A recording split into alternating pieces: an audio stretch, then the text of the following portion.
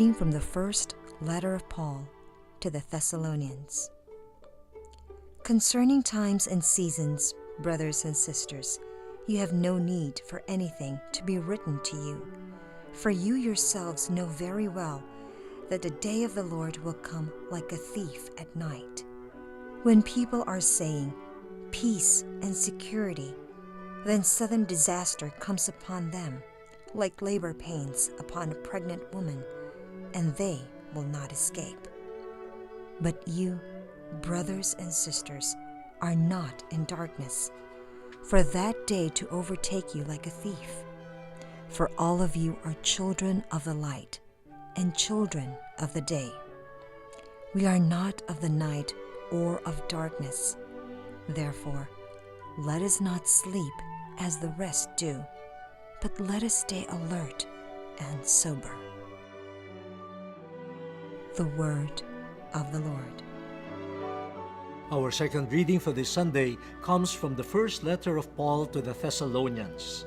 If you remember our reflection last week, it was also from the first letter of Paul to the Thessalonians, and they had the concern about the second coming of the Lord, the PAROUSIA, His coming in glory. Now, St. Paul is reminding the Thessalonians in today's reading, the coming of the Lord will be unexpected, like the coming of a thief in the night. And so you should not be caught off guard. No thief will send you a prior notice. Tonight it is your turn, so beware, wait for me. No, the thief will just come. Now, whenever we think of thieves, when we think of someone great or beyond us, an event that is so big that will come, and we are not in full control, our reaction is fear. That's why when we talk about the second coming of the Lord, many Christians do not look forward to it in hope and anticipation. When you talk about the second coming, most of us are fearful. Why? What is the image of Jesus operating in our minds? Why don't we welcome Him with joy? Why don't we jump with joy just like the Thessalonians and say, yeah, Jesus is coming? Why are we afraid? Why do we say, Lord, not yet, not yet. Don't come too soon. What is our image of Jesus? What are we thinking of Jesus who will come? Now, St. Paul tells the Thessalonians, even if the coming of Jesus is unexpected, even if it comes to us like a thief in the night, you should be found worthy. Why? Because you are children of the light. You do not belong to darkness. So here comes another image. What is the image of the Thessalonians of themselves? In the first reading, we saw the image of a good wife and mother. Now we are being asked, this is the image that we should all possess. Children of the light. Children of day. And because that is our image of ourselves, we act accordingly.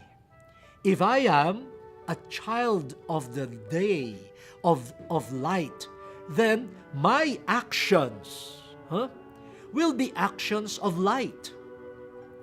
If I think of myself as a child of darkness, then my actions will follow suit. I will act according to my image of myself.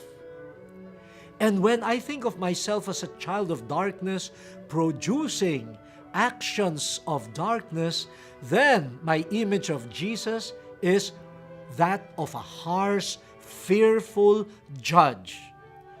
So I don't want to welcome Him. I don't want to face Him. If I could delay His coming, I would do so. So dear brothers and sisters, we're operating now on two images. what is your image of Jesus? And your image of Jesus might be related to your image of yourself. Let us hold on to one image of ourselves. As baptized, as followers of Christ, we are children of the light. Think of yourselves as children of the light. Ward of darkness.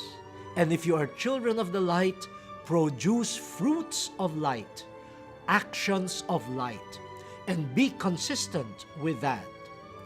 In that consistency of self-image and action, then you have no worry. The Lord may come anytime, anywhere, and what will the Lord see? Our actions of light. And we will welcome Him. We are secure. There's nothing to hide. And so, He is not a harsh judge in our estimation, but the King who will usher us into His kingdom, not to be feared, but to be welcomed with joy.